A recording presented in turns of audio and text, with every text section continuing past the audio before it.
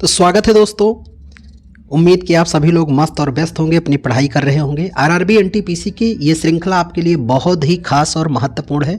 आइए शुरुआत करते हैं हम लोग, और जुड़िए आप पहले से शुरू से लेकर के आखिरी सेशन तक बने रहिए। देखिए कि एक ही सवाल को आयोग कितने ढंग से पूछता है और बार बार उसे सवालों को पूछ रहा है। इन बारीकियों को अगर आपने समझ लिया तो एनटीपीसी आप समझ जाएंगे और एक पद आपके लिए बिल्कुल सुरक्षित होने वाला है। तो आइए शुरुआत करते हैं। किसी भाषा को शास्त्रीय भाषा घोषित करने के लिए सरकार द्वारा कई मापदंड निर्धारित किए गए हैं, जिनमें से एक के अनुसार उस भाषा के प्रारंभिक ग्रंथों का इतिहास कितना वर्ष पुराना होना चाहिए। तो कम से कम यह 1500 से 2000 वर्ष पुराना होना चाहिए। पहली चीज़, अगर किसी को शास्त्रीय भाषा बनाना है तो 1500 से 2000 वर्ष पुराना हो। दूसरा पॉइंट क्या है कि उसके प्राचीन ग्रंथ का संग्रह होना चाहिए, जिसे बोलने वालों की संख्या जो है वो पीढ़ी दर पीढ़ी विरासत में उस भाषा को प्राप्त करती हो। मैं बात करूं कि अभी हम लोगों के पास कितनी क्लासिकल लैंग्वेज हैं या कितनी शास्त्रीय भाषाएँ थीं, तो शास्त्रीय भाषाओं की संख्या 6 हुआ करती थी। कितनी? 6। तो शास्त्रीय भाषा में पहली शास्त्रीय भाषा क्या है, तो उसका नाम था तमिल। क्या नाम है? तमिल। और दूसरी शास्त्रीय भाषा आपकी थी संस्कृत। पहली थी तमिल, दूसरी थी संस्कृत, तीसरी थी तेलुगु।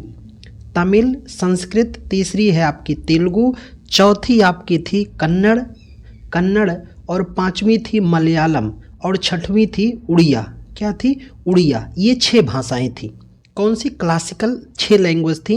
पहली तमिल 2004 में बनी, संस्कृत 2005 में, तेलुगु और कन्नड़ 2008 में, मलयालम 2013 में और उड़िया को 2014 में शास्त्रीय भाषा का दर्जा दिया गया। लेकिन 2024 में, अभी हाल में ही 2024 में 5 नई भाषाओं को शास्त्रीय भाषा का दर्जा दिया गया। कितनी नई भाषाओं को? 5 नई भाषाओं को शास्त्रीय भाषा का दर्जा दिया गया है। इसे याद रखना और नोट कर लेना कहीं पर। कौन कौन सी हैं? तो पाली है एक भाषा, फिर प्राकृत है, पाली, प्राकृत, मराठी, बंगाली और है असमिया। बंगाली के बाद असमिया। तो अब कुल क्लासिकल भाषाओं की संख्या बढ़कर कितनी हो गई? तो 6 पहले थी, 5 अभी, अब कुल हो गई 11। तो ध्यान में रखना आप, शास्त्रीय भाषा की संख्या अब कितनी हो गई? 11। नई कौन कौन सी जोड़ी गई? पाली को प्राकृत जोड़ी गई, मराठी जोड़ी गई, बंगाली जोड़ी गई, असमिया जोड़ी गई। और पहले की कौन कौन थी? तो तमिल पहली थी, दूसरी संस्कृत थी, तीसरी तेलुगु, चौथी कन्नड़, पांचवी मलयालम और छठी उड़िया थी। राष्ट्रीय बाल अधिकार संरक्षण आयोग के नियामकीय दिशा निर्देश 2022 के अनुरूप किसी बालक कलाकार को अनुबंधित करते हुए मनोरंजन उद्योग में बच्चों के नियोजन हेतु निर्माताओं को इनमें से किस जिला प्राधिकारी से अनुमति प्राप्त करना अपेक्षित है? तो यह अपेक्षित किया गया है जिलाधिकारी यानी डीएम जिन्हें आप कहते हैं, डिस्ट्रिक्ट मजिस्ट्रेट से अनुमति लेना होगा अगर वो बच्चा मनोरंजन के क्षेत्र में नियोजित किया जा रहा है, किसी सीरियल या फिल्म में अगर वो काम करना चाहता है तो। भारत सरकार के संस्कृति मंत्रालय द्वारा शास्त्रीय भाषा का दर्जा पाने वाली पहली भारतीय भाषा कौन है? अब मुझे उम्मीद है कि आप बिल्कुल कमेंट करके इसका सही आंसर बता सकते हैं, क्योंकि अभी मैंने आपको बताया कि आरंभ में हमारी कुल कितनी क्लासिकल लैंग्वेज थी? 6। और जिसमें पहली शास्त्रीय भाषा हमारी कौन थी? तमिल। और तमिल को कब जोड़ा गया था? 2004 में। ये पहली थी। दूसरी हमारी संस्कृत थी, तीसरी हमारी क्लासिकल लैंग्वेज क्या थी? तेलुगु, चौथी थी कन्नड़, पांचवी थी मलयालम और छठी थी उड़िया। उड़िया को कब जोड़ा गया है? 2014 में जोड़ा गया। और अभी मैंने इसके पहले वाले क्वेश्चन बताया कि कितनी नई क्लासिकल लैंग्वेज जोड़ी गई? 5। तो पहले कितनी थी? 6 और अब 5 मिला के कितना हो गया? तो वर्तमान में 11 शास्त्रीय भाषा हमारे देश में है। निम्नलिखित में किस शास्त्रीय भाषा को पूर्वी की इतालवी कहा जाता है? क्योंकि इस भाषा के सभी शब्द स्वरों में समाप्त होते हैं। तो ये किसको कहते हैं? तेलुगु को। इसे हम पूर्वी इतालवी कहते हैं। किसको? तेलुगु को, जो हमारी क्लासिकल लैंग्वेज बनी थी 2008 में। 1938 में कांग्रेस अध्यक्ष सुभाष चंद्र बोस ने एक राष्ट्रीय योजना समिति का गठन किया था। इसके अध्यक्ष कौन थे? पंडित जवाहरलाल नेहरू। ये 1938 में हरिपुरा कांग्रेस का अधिवेशन हुआ था। कौन सा हुआ था? हरिपुरा, जिसकी अध्यक्षता किसने किया था? सुभाष चंद्र बोस ने। और इसी के अगले साल 1939 में कांग्रेस का त्रिपुरी अधिवेशन हुआ था और इसी त्रिपुरी अधिवेशन में एक बार दोबारा फिर अध्यक्ष बन गए थे कौन? सुभाष चंद्र बोस। और इस त्रिपुरी सम्मेलन में अध्यक्ष पद का चुनाव कौन हार गए थे? पट्टाभी सीतारमैया। तो गांधी जी ने पट्टाभी सीतारमैया के चुनाव में हारने को कहा ये मेरी हार है। जब यह खबर सुभाष चंद्र बोस को लगी तो उन्होंने कांग्रेस के पद से त्यागपत्र दे दिया। किस सम्मेलन में? त्रिपुरी सम्मेलन में। और इनके त्यागपत्र देने के बाद अध्यक्ष कौन बने थे? डॉक्टर राजेंद्र प्रसाद। ये खूब नाम पूछा जाता है दोस्त कि जब सुभाष चंद्र बोस त्रिपुरी अधिवेशन में त्यागपत्र दिए तो कांग्रेस का अध्यक्ष कौन बना था? डॉक्टर राजेंद्र प्रसाद। और त्रिपुरी में अध्यक्ष पद का चुनाव कौन हारे थे? पट्टाभी सीतारमैया। किससे? सुभाष चंद्र बोस से। इनका नारा आप जानते हो, तुम मुझे खून दो मैं तुम्हें आज़ादी दूंगा। निम्नलिखित में से किसे भारत में सरकार के संघीय स्वरूप का परिणाम कहा जा सकता है? तो वो है बहुस्तरीय सरकार, संघ, राज्य और स्थानीय। तो हमारे यहाँ 3 स्तर की सरकारें हैं, संघ सरकारें, राज्य सरकारें और स्थानीय सरकारों का वर्णन है। अगला सवाल है, उस कथन या समूह का चयन कीजिए जो भारत सरकार के अनुसार भारत की शास्त्रीय भाषा होने संबंधी मापदंडों का समर्थन करता है। उस भाषा के गुणों से गुण शामिल होने चाहिए। तो इन कथनों की पहचान करना। देख रहे हो आप, मैंने अभी आपसे बताया कि आयोग एक ही सवाल को, यानी ये चौथा सवाल है जो क्लासिकल लैंग्वेज से पूछा जा रहा है। तो इसका सही कथन क्या है? तो इसका सही कथन है ABC। यानी अगर किसी को क्लासिकल लैंग्वेज बनाना है तो वो कम से कम 1500 से 2000 वर्ष पुरानी हो, पहली बात। दूसरी बात कहा गया है उसके प्राचीन साहित्य ग्रंथ का एक निकाय हो जिसे वह भाषा बोलने वाले लोग पीढ़ियों द्वारा मूल्यांकन विरासत माना जाता हो। तीसरा है उसकी साहित्यिक परंपरा में मौलिकता हो और किसी अन्य भाषा समुदाय से उधार ना ली गई हो। उसी को हम लोग क्या मानते हैं? क्लासिकल लैंग्वेज या शास्त्रीय भाषा कहते हैं। भारतीय संविधान में डैश को संघ की कार्यपालिका का हिस्सा नहीं माना जाता है। तो वो कौन है? राज्य के महाधिवक्ता। अब संघ की कार्यपालिका हम बताएं तो आपको, आप जानते हैं संघ की कार्यपालिका में कौन कौन शामिल होते हैं। तो संघ की कार्यपालिका के हिस्से हैं 4 लोग। पहले हो गए राष्ट्रपति, दूसरे हो गए उपराष्ट्रपति, तीसरा हो गया केंद्रीय मंत्रिपरिषद और चौथा हो गया महान्यायवादी, जिन्हें आप अटॉर्नी जनरल ऑफ इंडिया कहते हैं। तो संघ की कार्यपालिका में कौन कौन शामिल हैं? राष्ट्रपति शामिल हैं, उपराष्ट्रपति शामिल हैं, केंद्रीय मंत्रिपरिषद शामिल है और महान्यायवादी शामिल हैं। तो ध्यान में रखना इसे। राजनीतिक व्यवस्था का कौन सा तरीका अलग अलग राज्य या अन्य राज्यों के व्यवस्थाओं को एक व्यापक राजनीतिक प्रणाली के भीतर इस तरह एकजुट करती है कि प्रत्येक को अपनी अखंडता बनाए रखने का प्रावधान मिलता है? तो वो है आपका संघवाद। कौन सी व्यवस्था है? संघवाद है, जो आपस में जोड़कर रखती है।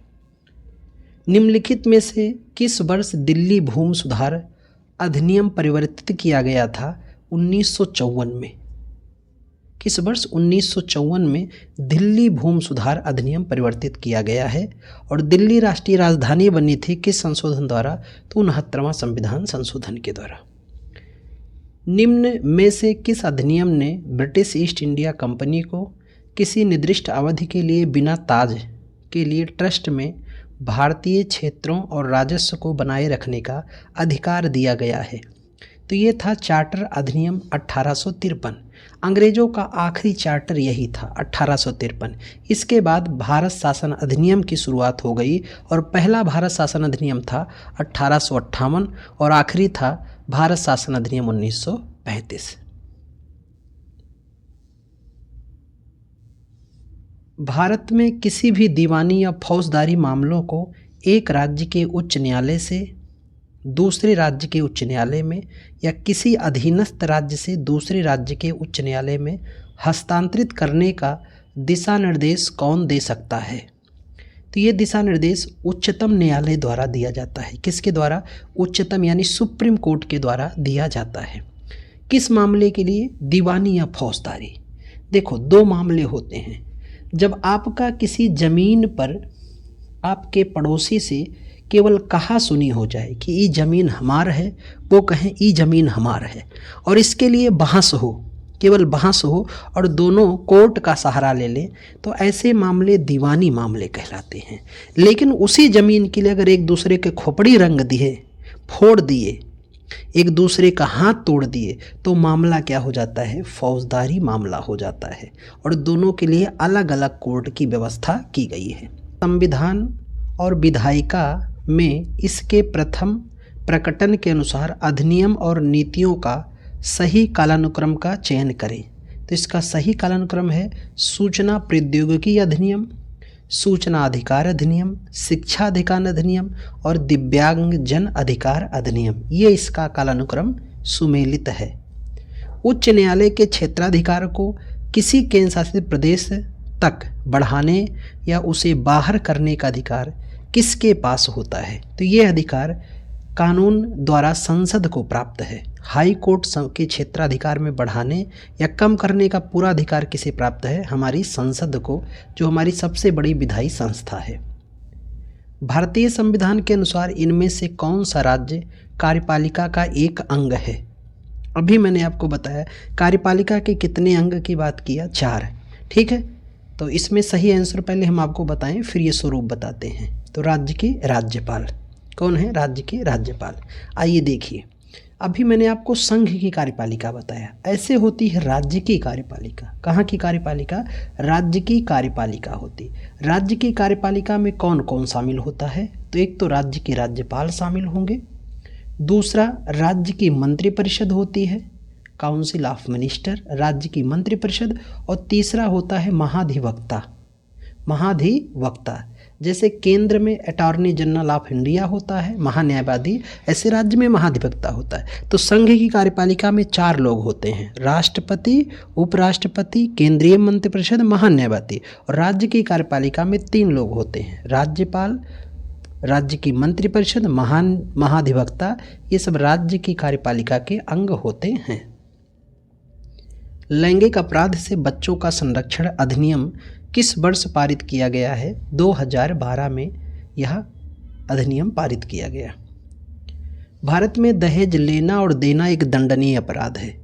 अगस्त 2022 तक जानकारी के अनुसार अपराध के लिए पुलिस और मजिस्ट्रेट द्वारा जांच और जांच की आपराधिक कार्यवाही दंड प्रक्रिया संहिता 1973 की किन धाराओं के तहत की जाती है? तो धारा 174 और 176 के तहत की जाती थी। और आप जानते हैं दहेज निषेध अधिनियम 1961 बनाया गया है, जिसमें दहेज लेना और देना और उकसाना, जो बिचौलिया नहीं होते हैं, अगर उकसा भी कोई रहा है तो ये अपराध है, दहेज लेना, देना, उकसाना। लेकिन समाज का ये केवल सैद्धांतिक पहलू है, व्यवहार में सब ऐसा नहीं है। निम्नलिखित में से कौन सा विकल्प न्यायपालिका की स्वतंत्रता का सबसे अच्छा वर्णन करता है?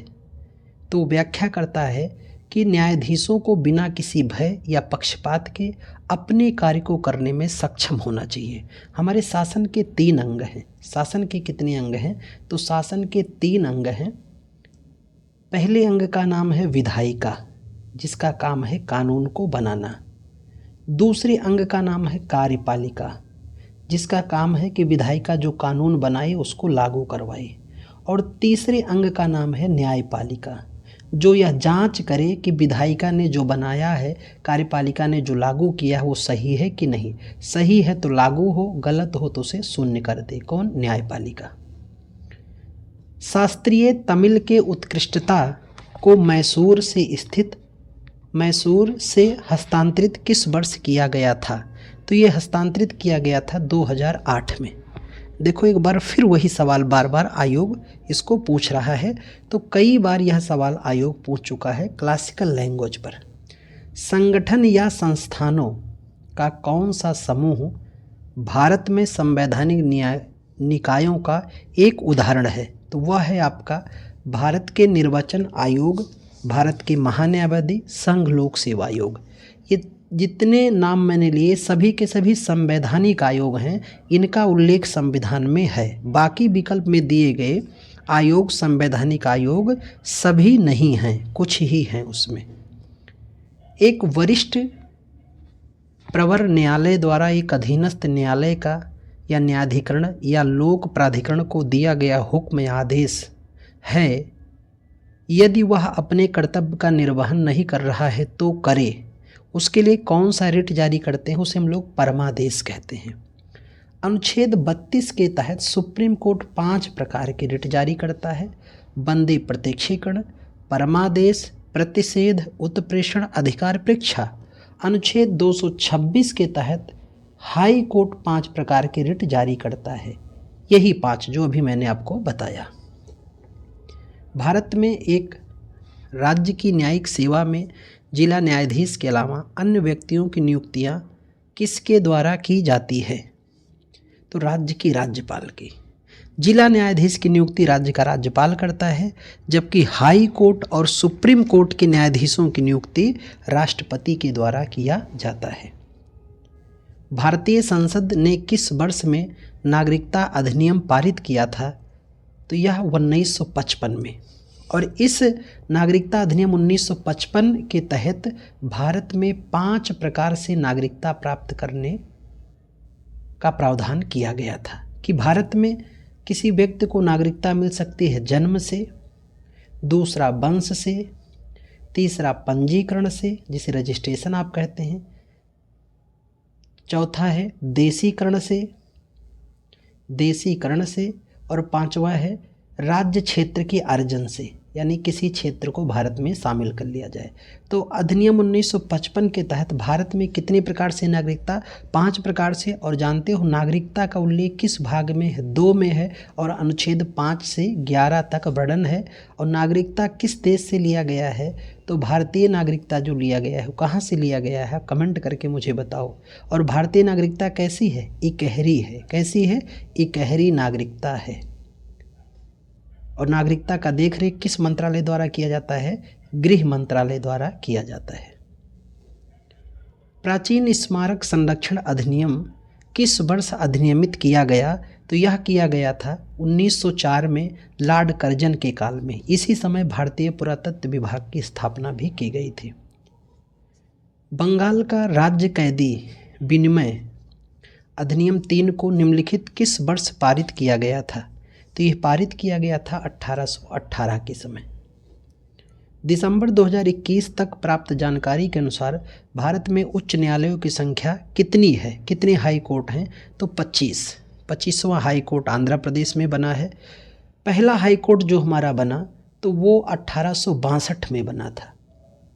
पहला हाई कोर्ट वो था आपका कोलकाता। ये सवाल भी आ चुका है कि पहला हाई कोर्ट कौन सा?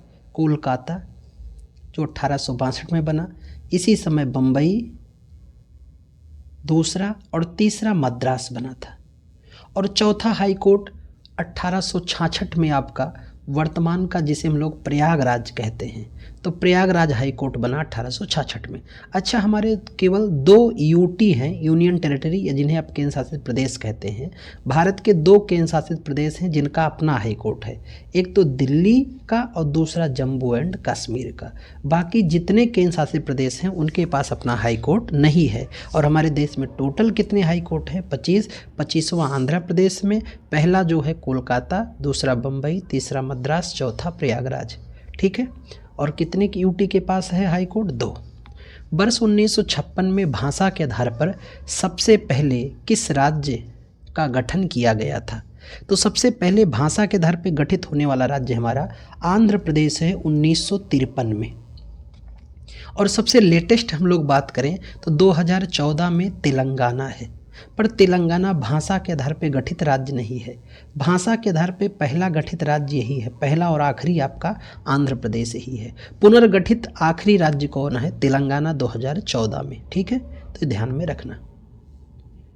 1960 में तत्कालीन बॉम्बे राज्य को वर्तमान महाराष्ट्र और गुजरात राज्य बनाने के लिए विभाजित किया गया था। कौन सा राज्य? गुजरात राज्य विभाजित किया गया था। तो 1960 में महाराष्ट्र और गुजरात राज्य बने थे। 1953 में अभी बात किया आंध्र प्रदेश, 60 में महाराष्ट्र गुजरात, 63 में आपका नागालैंड, 66 में हरियाणा। इस तरह से राज्यों का क्रम रहा और 2014 में तेलंगाना। तेलंगाना राज्य निम्नलिखित में से किस राज्य से मिलकर बनाया गया था? तो ये बनाया गया था आंध्र प्रदेश को ही काटकर बनाया गया। और तेलंगाना की राजधानी क्या हो चुकी है? हैदराबाद। जो किस नदी के किनारे है? मूसी। चार मीनार कहाँ है? हैदराबाद में है। और भारतीय तिलहन अनुसंधान केंद्र भी कहाँ है? हैदराबाद में।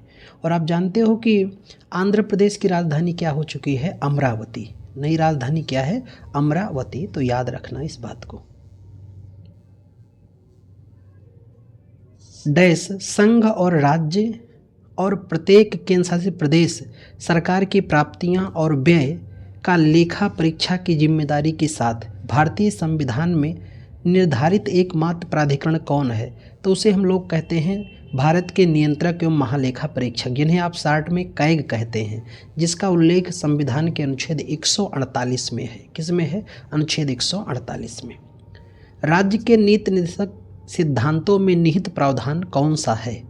तो निहित प्रावधान जो इसमें वर्णित है कि किसी भी अदालत द्वारा लागू नहीं किया जा सकता। डीपीएसपी का उल्लेख भाग किस में है? तो इसका उल्लेख भाग 4 में है। भाग 4 में है और अनुच्छेद 36 से 51 तक है, पर यह न्यायालय द्वारा लागू नहीं है। क्या? नीति निर्देशक तत्व। निम्नलिखित में से कौन सा कथन सत्य है? सही कथन की पहचान करना है। तो सत्य कथन है कि सर्वोच्च न्यायालय के मुख्य न्यायाधीश और अन्य न्यायाधीश की नियुक्ति भारत के राष्ट्रपति द्वारा की जाती है। सत्य है। किसी राज्य को जिसने सर्वोच्च न्यायालय के न्यायाधीश का पद ग्रहण किया है, भारत क्षेत्र के किसी भी न्यायालय या किसी प्राधिकारी के समक्ष अधिवक्ता के रूप में अविवेचन करने की अनुमति नहीं है। सही है। सर्वोच्च न्यायालय के न्यायाधीशों को ऐसे वेतन का भुगतान किया जाता है जो समय समय पर संसद निर्धारित करती है। सही है। तो इसका तीनों ऑप्शन सही हैं, ए, बी, सी, तीनों ही कथन सही हैं।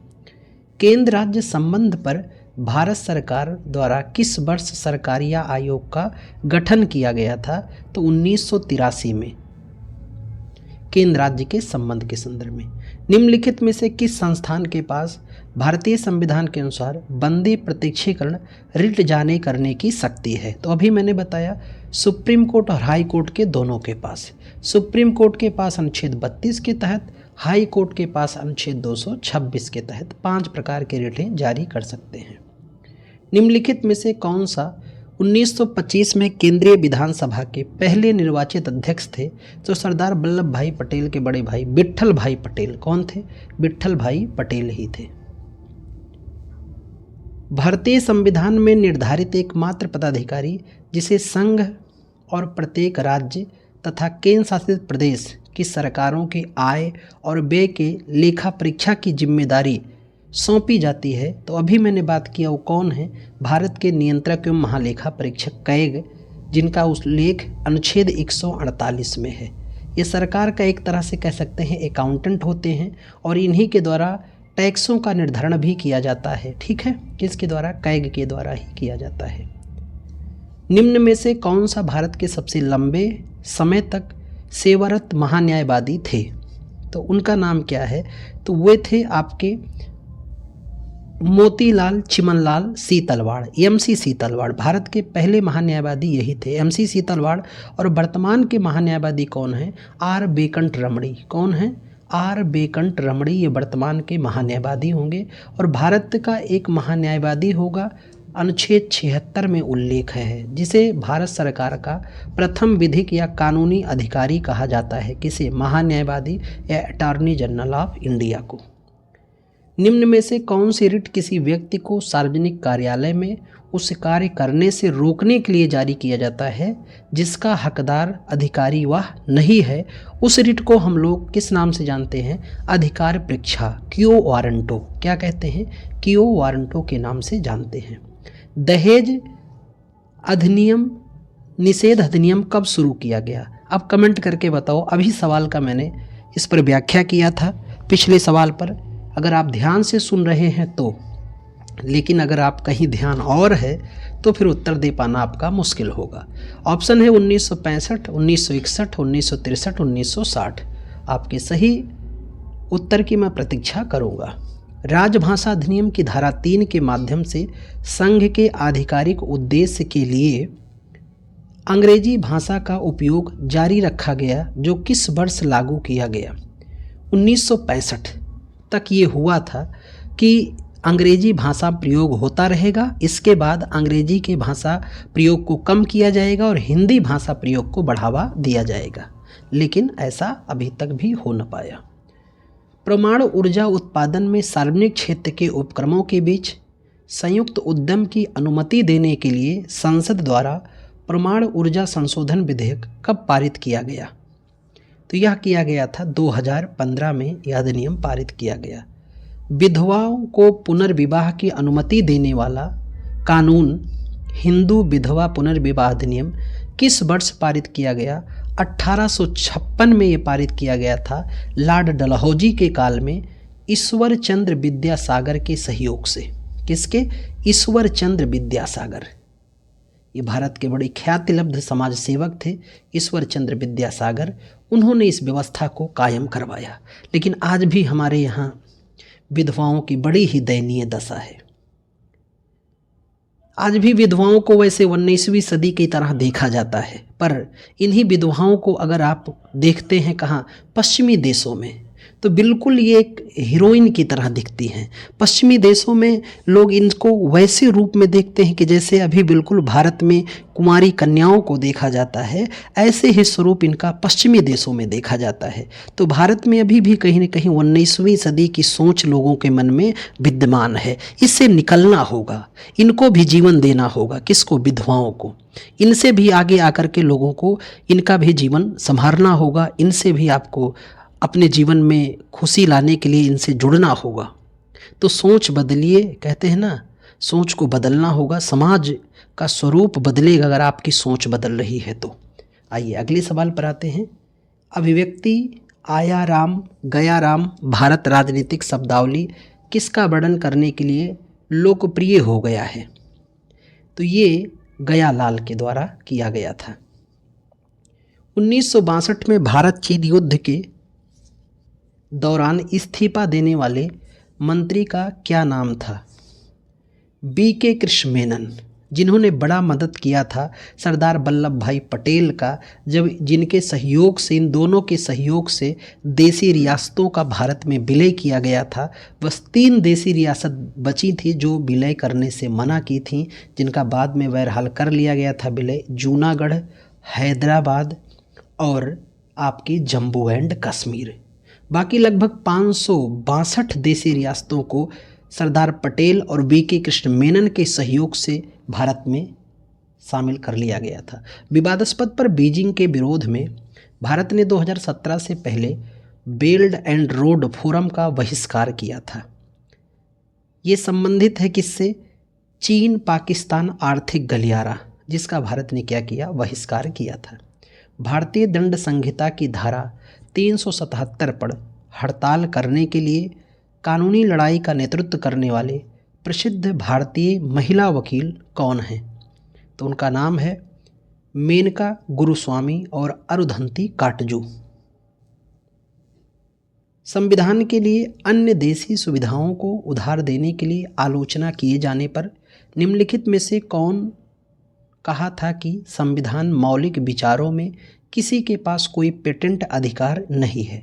तो ये शब्दावली कही गई थी हमारे विधि विशेषज्ञ डॉक्टर भीमराव अंबेडकर साहब के द्वारा, जो स्वतंत्र भारत के, हमारे आज़ादी के पहले विधिवेत्ता या पहले कानून मंत्री थे।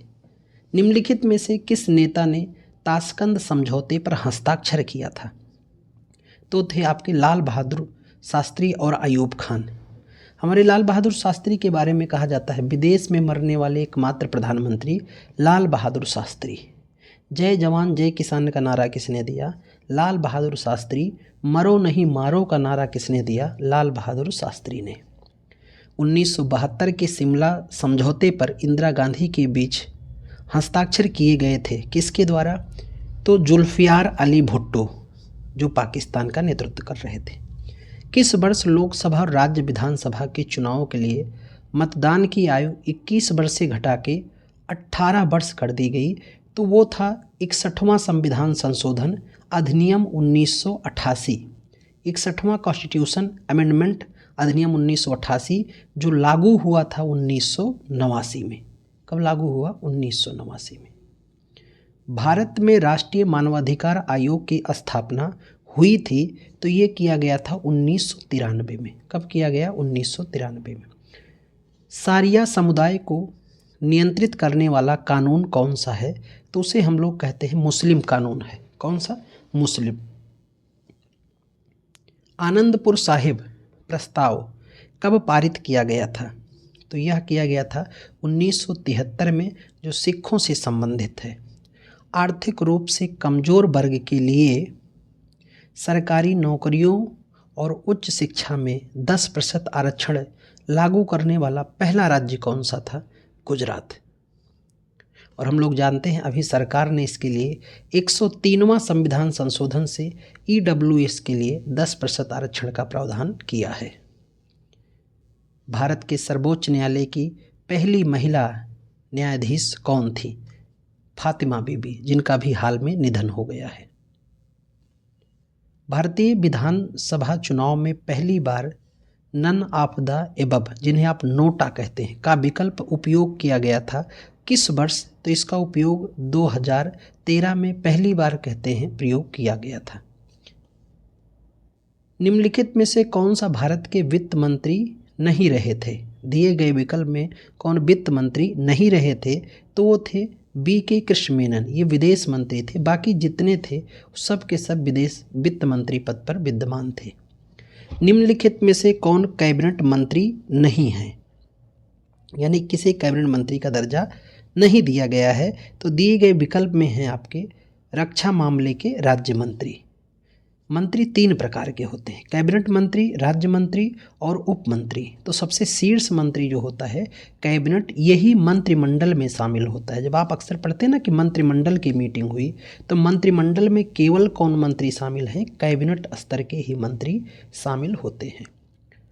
अधिक युवा मतदाताओं को राजनीतिक प्रक्रिया में भाग लेने के लिए प्रोत्साहित करने के लिए भारत सरकार ने राष्ट्रीय मतदाता दिवस मनाए जाने की शुरुआत की है। कब से? प्रत्येक वर्ष 25 जनवरी से, क्योंकि निर्वाचन आयोग की स्थापना ही हुई है 25 जनवरी 1950 को। 25 जनवरी 1950 को ही निर्वाचन आयोग की स्थापना हुई, इसीलिए हम लोगों ने 25 जनवरी को नेशनल वोटर डे मनाने की शुरुआत की। पर इसकी शुरुआत कब से हुई? 2011 में।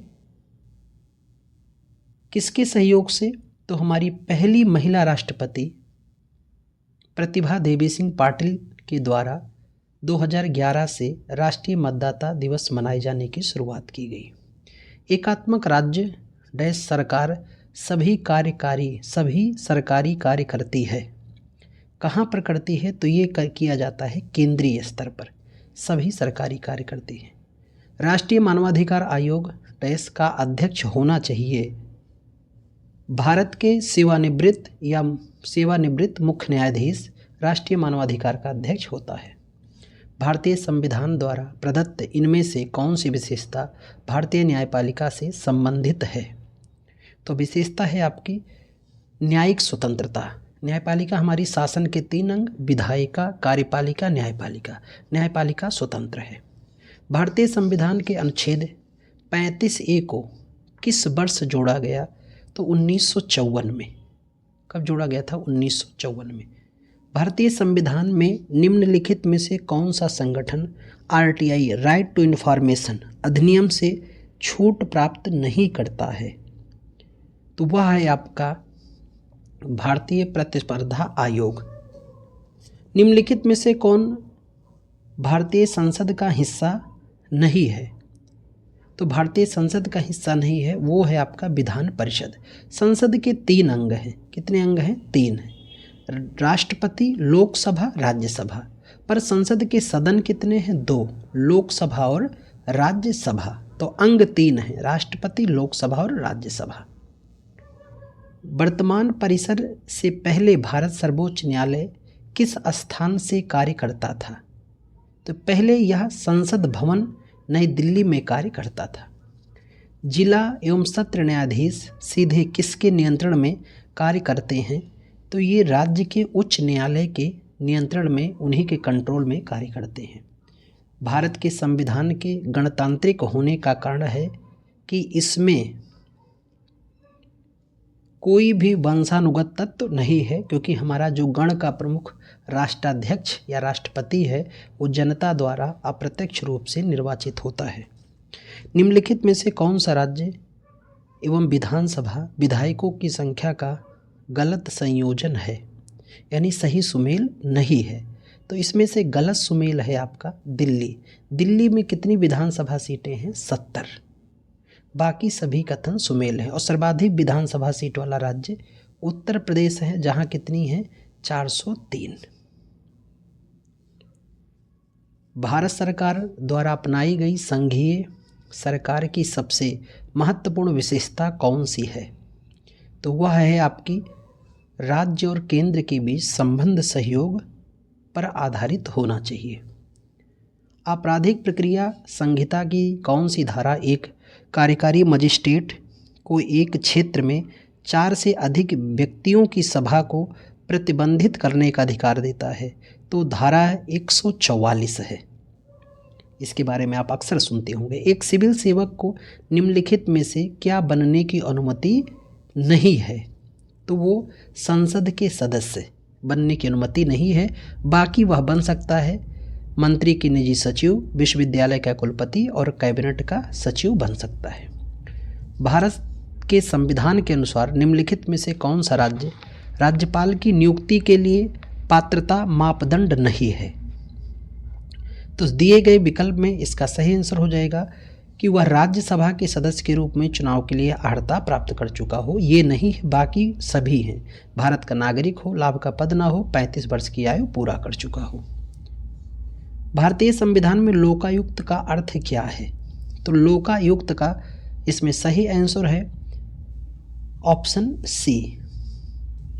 भ्रष्टाचार के लिए खिलाफ की गई शिकायतों के संबंध में सिविल सेवक या राजनेता की जांच करने का केंद्रीय स्तर पर संचालित एक निकाय है। भारत सरकार द्वारा अपनाई गई निम्नलिखित में से कौन सी नीति राज्य के नीति सिद्धांतों द्वारा निर्देशित नहीं है? तो वो है भवन निर्माण उपावधि की तैयारी। 1985 का असम समझौता 1985 में नई दिल्ली में ऑल असम स्टूडेंट यूनियन के नेताओं के बीच हस्तांतरित समझौता ज्ञापन था। तो उस समय आप जानते हैं किसकी सरकार थी? उस समय सरकार जो थी वो राजीव गांधी सरकार थी। कौन सी? राजीव गांधी सरकार के समय समझौता हुआ था। मानवाधिकार की सार्वभौमिक घोषणा की मसौदा समिति के अध्यक्ष कौन थे? तो ये थे आपके एलेनोर रूजवेल्ट। भारत के गृह मंत्रालय के जिम्मेदार हैं। ये किस संबंध की जिम्मेदारी है? आंतरिक सुरक्षा की सभी जिम्मेदारियां गृह मंत्रालय के अधीन है। निम्नलिखित में से कौन सा चुनाव आनुपातिक प्रतिनिधित्व पद्धति की विशेषता नहीं है? तो दिए गए विकल्प में मतदाता उम्मीदवार को वोट देते हैं, यह नहीं है। चुनाव के समय राजनीतिक पार्टियां और उम्मीदवार द्वारा नियमों दिशा निर्देशों को एक सेट का पालन किया जाता है। इसे क्या कहते हैं? तो इसे आचार संहिता कहते हैं, कोड ऑफ कंडक्ट के नाम से, जो इलेक्शन कमीशन के द्वारा तय की जाती है। निम्नलिखित में से किस देश के युग्म की 2 पक्षीय प्रणाली है? तो इसका सही आंसर हो जाएगा संयुक्त राज्य अमेरिका और यूनाइटेड किंगडम। निम्नलिखित में से कौन भारत का संवैधानिक निकाय नहीं है? तो दिए गए विकल्प के अनुसार इसका सही आंसर हो जाएगा केंद्रीय सूचना आयोग। यह संवैधानिक निकाय नहीं है, इसका संविधान में उल्लेख नहीं है, बल्कि ये 2005 द्वारा कांग्रेस सरकार में लाया गया है।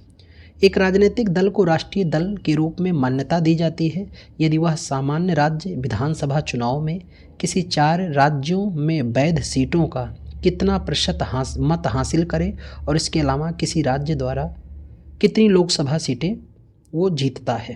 तो ये मापदंड तय किया गया है, 6% उसे मत हासिल कर ले तो उसे राष्ट्रीय स्तर के पार्टी का दर्जा मिलता है। संपूर्ण क्रांति का नारा किसने दिया था? ये नारा बड़ा फेमस हुआ था। किसने किया था? जयप्रकाश नारायण ने यह नारा दिया था। काशीराम ने किस राजनीतिक दल की स्थापना की थी? तो इनके द्वारा बहुजन समाज पार्टी 1984 में स्थापित की गई। निम्नलिखित में से किसने 7 लोक कल्याण मार्ग का डिजाइन तैयार किया था? ये थे आपके सर एडविन लुटियंस, जिनके द्वारा नई दिल्ली की बसावट की गई है। वैकल्पिक चिकित्सा के क्षेत्र में विकास, शिक्षा, अनुसंधान के मिशन के साथ किस मंत्रालय की स्थापना की गई? आयुष मंत्रालय। कोरोना काल में बड़ा फेमस हुआ। भारतीय संविधान के प्रारंभ में कितने वर्षों तक अंग्रेजी को संघ की सहयोगी भाषा के रूप में स्वीकार किया गया था? देखो ये दोबारा सवाल पूछा जा रहा है। 15 वर्ष। तो 1950 से 15 वर्ष तक रहा, यानी 1965 तक। इसके पहले भी आयोग ये सवाल पूछ चुका है। अनुच्छेद 370 के मुख्य प्रारूपकार कौन थे? तो थे आपके एन गोपालस्वामी आयंगर, जो अभी यह अनुच्छेद समाप्त कर दिया गया है क्योंकि जम्मू कश्मीर का विशेष प्रावधान था। भारत के राष्ट्रीय ध्वज को किसने डिजाइन किया था? बहुत ही सरल सवाल है, उम्मीद आप सभी लोग जानते होंगे। पिंगली वेंकैया। कौन सा भारतीय राज्य कभी भी राष्ट्रपति शासन के दायरे में नहीं आया है? इसका मतलब है वहाँ राष्ट्रपति शासन नहीं लगाया गया, और अभी तक सर्वाधिक उत्तर प्रदेश में 10 बार लग चुका है। किस भारतीय अधिनियम के तहत केंद्रीय जांच ब्यूरो को वन्य जीव अपराधियों को पकड़ने और उन पर मुकदमा चलाने का अधिकार दिया गया है? तो वह है वन्य जीव संरक्षण अधिनियम 1972 के तहत जीवों की भी रक्षा का गारंटी है। अंतर्राष्ट्रीय न्यायालय के न्यायाधीश कितने वर्षों के लिए चुने जाते हैं? तो इनको 9 वर्षों के लिए चुना जाता है। नागालैंड को एक राज्य के रूप में घोषित किया गया किस वर्ष? तो 1963 में। अभी हम लोगों ने बात किया भाषा के आधार पर पहला पुनर्गठित राज्य 1953 में आंध्र प्रदेश था, ये भाषा के आधार पे था। बाकी 1960 में महाराष्ट्र और गुजरात बना, 1963 में आपका नागालैंड बना, 1966 में आपका हरियाणा बना, और 2014 में पुनर्गठित राज्य आपका क्या है? तेलंगाना। किसको काट कर बनाया गया? आंध्र प्रदेश को। भारत के सर्वोच्च न्यायालय के न्यायाधीश के रूप में नियुक्त होने के योग्य होने के लिए एक व्यक्ति को कितने समय तक उच्च न्यायालय के वकील के रूप में काम करना चाहिए? 10 वर्ष तक या तो एडवोकेट हो, या 5 वर्षों तक वह हाई कोर्ट में न्यायाधीश रहा हो, तब वह सुप्रीम कोर्ट का न्यायाधीश बन सकता है। भारत के सर्वोच्च न्यायालय का आदर्श वाक्य क्या है? ये कई अलग अलग आयोगों में पूछा जा चुका है। यतो धर्मो ततो जया। भारत में राष्ट्रीय हरित अधिकरण अधिनियम किस वर्ष पारित किया गया? 2010 में, जिसे एनजीटी कहते हैं, नेशनल ग्रीन ट्रिब्यूनल। भारत में दल बदल विरोधी अधिनियम किस वर्ष पारित किया गया? तो ये 52वां संविधान संशोधन के द्वारा 1985 में पारित किया गया था। भारत ट्रेड यूनियन अधिनियम किस वर्ष पारित किया गया? यह था 1926 का। भारतीय संविधान की किस धारा के अंतर्गत राज्य के अंतर्राष्ट्रीय शांति सुरक्षा संबंधी दायित्वों का उल्लेख मिलता है? तो आप सभी इसको जानते हैं, हमारे राज्य के नीति निर्देशक तत्व में अनुच्छेद 51 में ये चीज़ें मिलती हैं। शांति सुरक्षा अवृद्धि। स्वतंत्र भारत के प्रथम विदेश मंत्री कौन थे? तो वो थे आपके पंडित जवाहरलाल नेहरू, स्वतंत्र भारत के प्रथम विदेश। और वर्तमान के कौन हैं? एस जयशंकर, सुब्रमण्यम जयशंकर। सही कूट का चयन करना। किस पार्टी की स्थापना किस वर्ष की गई है? देखो, भारतीय राष्ट्रीय कांग्रेस की स्थापना 1985 में, भारतीय जनता पार्टी 1980 में, बहुजन समाज पार्टी 1984 में और भारतीय कम्युनिस्ट पार्टी 1964। तो सही ऑप्शन बी हो जाएगा। निम्नलिखित में से किस चुनाव में महिलाओं के लिए 1/3 सीटें आरक्षित हैं? तो हम लोग इसको देख चुके हैं पंचायती राज व्यवस्था में। वहीं पर बिहार ने 50% का रिजर्वेशन दे दिया है अपने राज्य में। किसको? महिलाओं को। निम्नलिखित में से किस वर्ष नया भारतीय ध्वज संहिता प्रभावी हुआ था या लागू किया गया था? तो यह था आपका 2002 में। निम्नलिखित में से कौन सा राजनीतिक दल महादल विकास अघाड़ी सरकार का गठबंधन में नहीं है? तो वो आपका था जनता दल यूनाइटेड। देश के निम्नलिखित में से किस उच्च न्यायालय का क्षेत्राधिकार सबसे बड़ा है? तो सबसे बड़ा क्षेत्राधिकार गुवाहाटी का है, गुवाहाटी का। और कहते हैं न्यायाधीशों की दृष्टि से सबसे बड़ा हाई कोर्ट कौन सा? आपका इलाहाबाद। यहाँ 160 न्यायाधीशों की मंजूरी दी गई है। भारतीय, बेल्जियम, स्पेन किस प्रकार की संघीय व्यवस्था का उपयोग किया जाता है? तो यहाँ पर संघीय रूप से प्रशासित विधि का उपयोग किया जाता है। किस बिल के बिना सरकार भारत की सामूहिक कोष से पैसा निकाल सकती है? तो उस बिल का नाम क्या है? विनियोग विधेयक। यदि कोई सदस्य डैश की अवधि के लिए अनुपस्थित है तो सदन से उसे अयोग्य घोषित किया जाएगा। कितने दिन? 60 दिन तक अगर वो बिना बताए अनुपस्थित रहता है तो उसे अयोग्य घोषित किया जाएगा।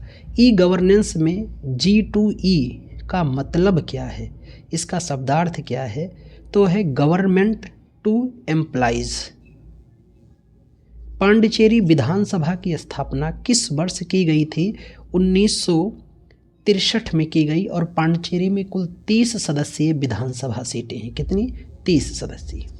मौजूदा लोक सेवा को एक नई लोक सेवा के रूप में फिर से लागू करने के लिए दिए गए अनुदान को क्या कहा जाता है? तो सांकेतिक अनुदान के नाम से जानते हैं। अंडमान निकोबार द्वीप समूह निम्नलिखित में से किस उच्च न्यायालय के अधिकार क्षेत्र के अंतर्गत आता है? कलकत्ता उच्च न्यायालय के अंतर्गत आता है। किसके अंतर्गत? कलकत्ता उच्च न्यायालय के अंतर्गत आता है। और इसकी राजधानी का नाम क्या है? पोर्ट ब्लेयर, जिसका नया नाम है श्री विजयपुरम। जनहित याचिका की अवधारणा कहाँ से ली गई है? संयुक्त राज्य अमेरिका से। और भारत में इस PIL का जनक किसे कहते हैं? PN भगवती और श्री कृष्ण अय्यर को कहा जाता है।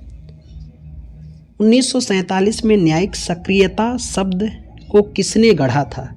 तो इस शब्द को गढ़ा था आर्थर श्लेसिंगर ने के द्वारा गढ़ा गया था। तो उम्मीद कि आपको ये सेशन अच्छा लगा होगा तो चैनल को सब्सक्राइब कर लीजिए और दोस्तों को भी शेयर कीजिएगा।